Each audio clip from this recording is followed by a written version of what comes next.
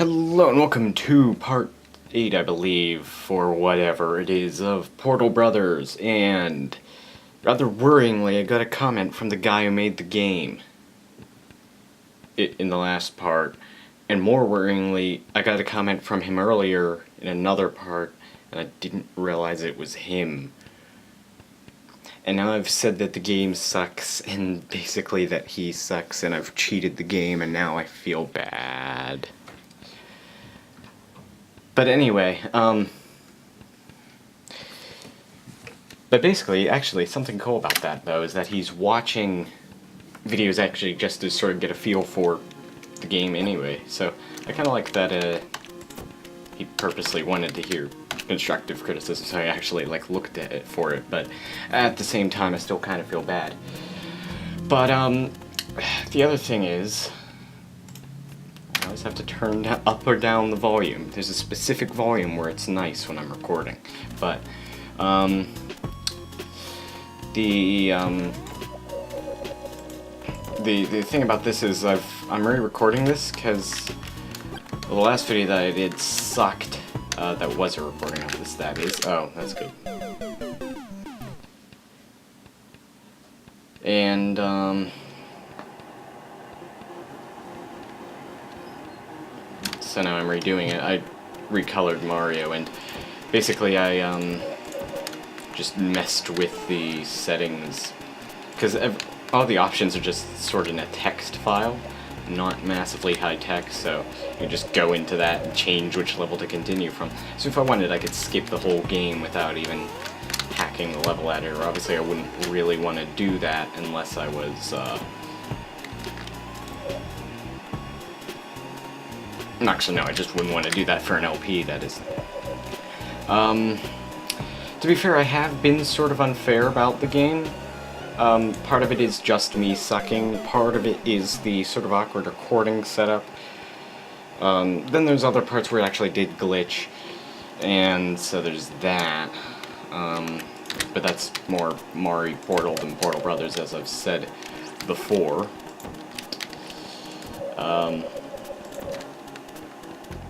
But yeah, I'm not, like I said, WASD and mouse works really well for, like, first-person perspective games. That's pretty nice, like, for those, so, you know, Portal and things. And it just doesn't work as well for platformers. Especially because even if it was something remotely like that, with the WASD, I've usually used the arrow keys instead, because usually if a game's like that, I'm just using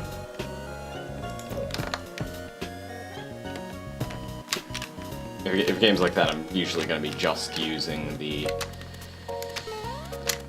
Alright, that's it. Okay, probably a better idea not to get this. This is a power-up in there, but I don't want to, because it makes this bit a lot more difficult. What you have to do here is basically just send yourself in an infinite loop like that, but then keep portaling there. And there's actually a delay, which I kind of like. I think that was probably in Portal, but, yeah. It takes a second for the portal shot to actually hit. But anyway, then you can't see where you are, which is slightly annoying, but at the same time, that was even in, like, the Japanese Super Mario Bros. 2. Okay, it starts you there, even though you need to go backwards, so I guess that's whatever. Where you have, like... Well, I was just watching P-Call's stream of that. The Twitch player's terrible, because it only loads a set amount forward, and then when I was watching it, the plugin crashed. Well, not while I was watching it, while I was watching other things on YouTube, waiting for it to work. But anyway, I've done too much stuff about P-Call recently. Not sure if you noticed, this channel has just turned into Razier Puznik. And then some people don't quite get the reference, and then when there's comments on the videos that have the donger thing, they like, don't get it and get mad, like, you know, even though P-Call himself said he thought he found that funny. and that's where it all started anyway. And well, it started with him playing Puzznick in one of Proton John's streams, and unfortunately that means even though it's P. Call's thing, John's sort of gotten part of the reputation for it. Not that it's a bad thing, but you know, part of the credit for it even though the credit, that's not even the right word. Anyway, in the last part though, I am re-recording this because the last video that I made was one of the worst videos that I've made ever. It was like 2 hours long. I made the mistake of, after beating this level, going into another. Yeah, that was a bad idea, considering I was blind when I was doing it. Now this may look like it's another one of those annoying towers. I think my point still stands about those being sort of unnecessary, since all they do is provoke glitches at the same time. That's perhaps something that could be fixed.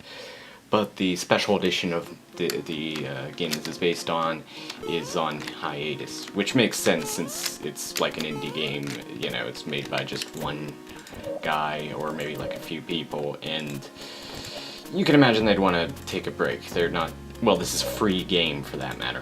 And I guess that's the other thing. This is a free game. And like, a lot of my criticisms of the game are sort of invalid when you think of it in that way, and the fact that this was not only made by one person, but it's a map pack for another game made by one person. I'm just spoiled by other one-man projects like...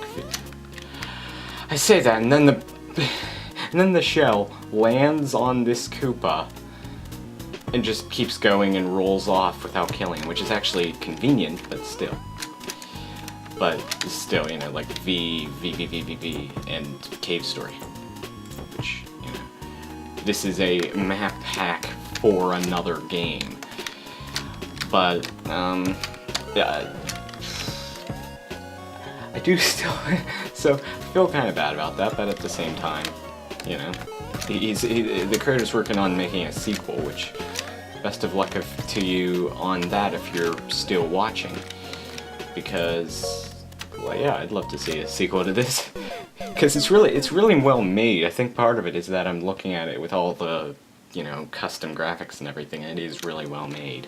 Yet I'm still cheating it. In fact, I still had to cheat the game in the last part just to...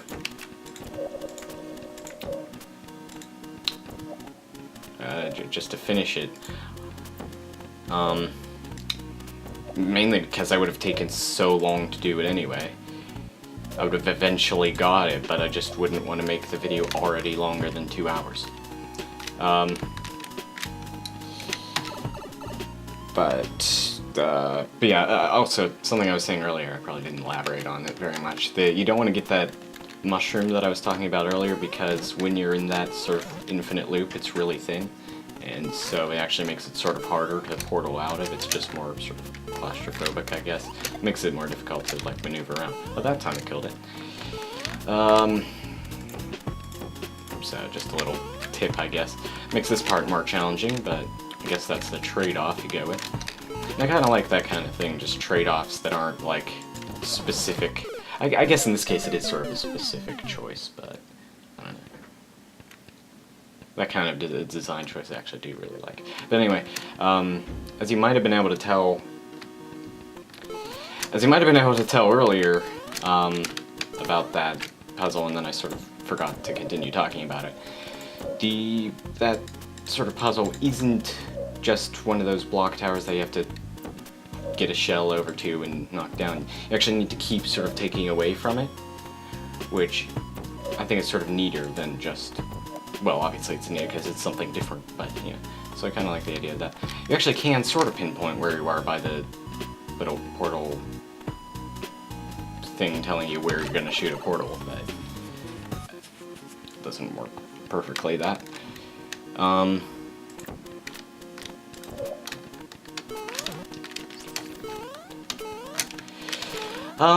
Also, I've been way outdated on talking about E3, and at this point it's completely irrelevant, but I'm still going to do it. Also, this video is probably going to be late. Sorry about that. That's part of me wanting to re-record. It would have been terrible to edit anyway, because again, it was 2 hours worth. I thought it was just going to be one part until I took forever on the second level. It was all the second level, not the first one. Not this one. This one took a fair amount of time. But anyway, and I actually, it had been so long that I kind of forgot about E3, but... And then I keep dying. About what Nintendo announced at E3, that's sort of the part that I'm more interested in. As you might have been able to tell by the games I've been playing on this channel. I mean, at the beginning of the last generation, I would have said the Xbox over the PS3. That slowly turned the other way around when they sort of became nearly the same system, but the Xbox still had paid online, or this PS3 was free online. At the same time, the PS3 is more expensive, so if you take that into account, I don't know. But it's nicer to like this system more that actually doesn't look terrible. Its successor doesn't look terrible in the next generation. Because in this one, it might switch again. It might, you know, turn the other way around. But right now, obviously, the Xbox One is looking absolutely terrible. For reasons I have stated before. Well, actually, no, they've gone back on a lot of that. They talked about how they wouldn't let indie developers self-publish. They went back on that. I already talked about how they went back on their stupid policies about used games and things. But at the same time, there's no reason to buy it because it still costs more, and it's still just, like, not nearly as, like, the games aren't as, like there's a game coming out called Rise for it, R-Y-S-E, and, it has quick time events, which isn't a good game mechanic to begin with. Then they decided, let's have it so that if you don't do the quick time event well enough, you,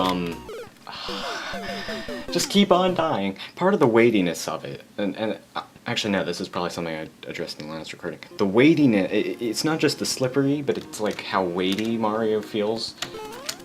Like he somehow feels heavy to control, and I think part of that actually is the WASD control scheme. It's just a lot easier on a gamepad. I think that's part of it, and the slipperiness. So I'm not sure.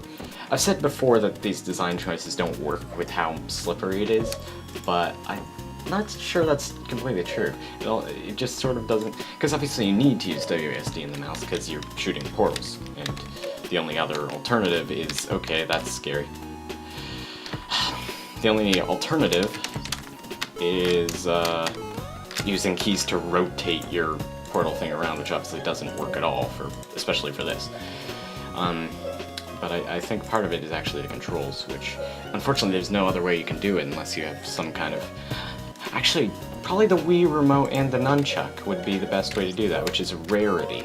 The only other case would probably be something like Kid Icarus Uprising. Everybody complained about the controls of that, but to be honest, they're touchy, but I don't think they would have worked with dual sticks. I think it would have been either too slow or too fat or too sensitive. I think it would have worked best as a something like the Wii with the Wii remote and nunchuck. I think that would have been the best option for that, which is a rarity talking about that, considering most of the time motion controls are...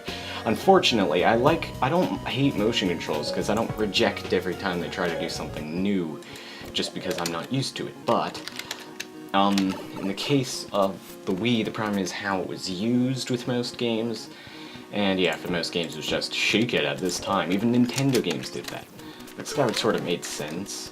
I know a lot of people had problems with it, apparently, but whatever. But the concept made sense, and it had potential to keep going, keep evolving. I've always had problems with Motion Plus in the first place, because it always gets off calibrated, and even did that with Skyward Sword. And the sort of Skyward Sword-esque minigame in Nintendo Land, which I remember John, back when he was on Game Grumps, well, actually a long time ago, like last year, I think, talked about, when they were playing Nintendo Land, he said, like, why wasn't Skyward Sword like this when they were playing the Zelda game? I was under the impression it was, complete with the sort of flaws. I never played Skyward Sword much, but I've also talked about my dilemma with the Zelda games because of my video game ADD, as I'm sure some people might call it. I've heard that term thrown around a lot.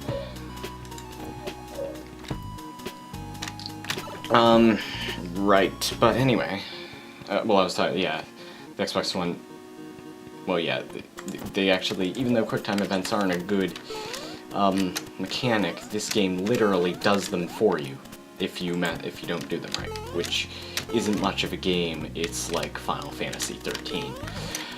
Oh, I'm sorry, did I just say that? I've never even played that game, I just am going on that JonTron thing. Again, talking about JonTron, look at that. There's so much JonTron. No love for Danny. Again, that's sort of another case of it's different, therefore it's bad. That's the internet mentality there. Also, although something John didn't mention, even though he'd said in the video, I'm not really going anywhere, I'm just shifting focus. No, he is going somewhere. He's moving to New York. He's moving across the country. I think that kind of validates leaving the show, since it wouldn't really work as well across a Skype call, to be perfectly honest.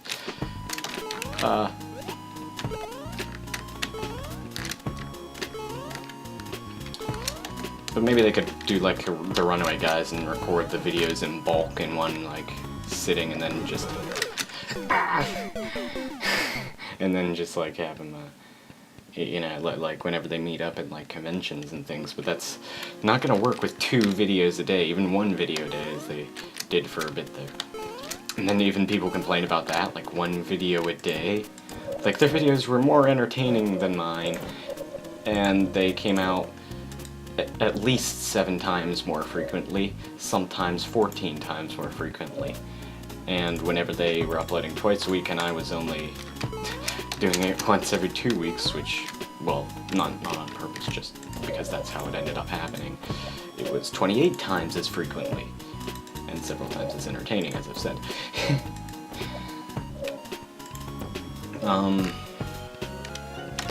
Why can't I get on Nintendo's E3 conference? Okay. Well, the stream was terrible. I think everybody's in agreement with that, and I didn't realize Nintendo of Europe's stream was the same thing, and I wanted to watch America because I kind of live in the US, so that would be a thing that I would want to do, but apparently they're the same thing, but I just didn't feel like looking because it was literally happening. A bit of a problem with that. Then, so I found this unofficial stream online, which I imagine was actually based on the European one. And the quality was horrible, and it lagged a little, but not nearly as much. And the thing is, while this was happening, they were just talking about Pokemon X and Y, the new fairy type, and I'm not at all interested in Pokemon, so I'm kind of like, okay, I can miss that. But the funny thing is, the unofficial stream was ahead of the real one, so while they were still talking about Pokemon, the unofficial one was showing New Super Mario 3D World, and it was like, wow. And I guess now I should probably talk about the games. Well, again, Super Mario 3D World. I think I called it New Super Mario 3D World there. That's the way to do it, just let it happen in the background. Or off the side of the screen, as it were. But yeah, no, oh no.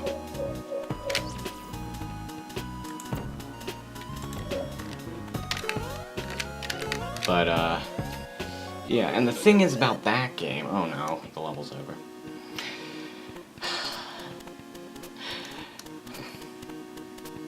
Really? Because now I can't, because I'm not going to do the next level, or I'll take forever, because it's a really difficult level.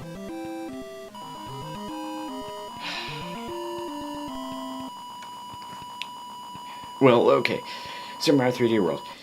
The announcement was sort of disappointing, but the game itself looks really fun. I mean, the fact is they said there was going to be a new 3D Mario, and then that was what it was, so that could have been disappointing because it was sort of like just like Super Mario 3D Land. It wasn't that new.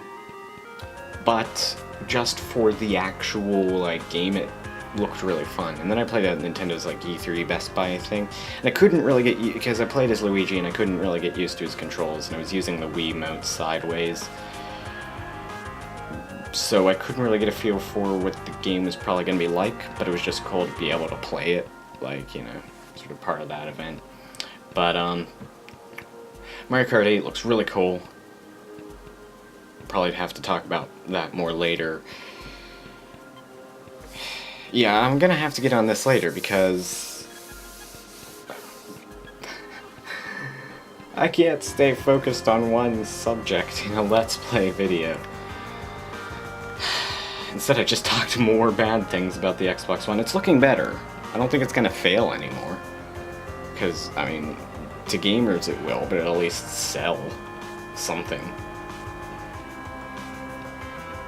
But it still is kind of a pointless system.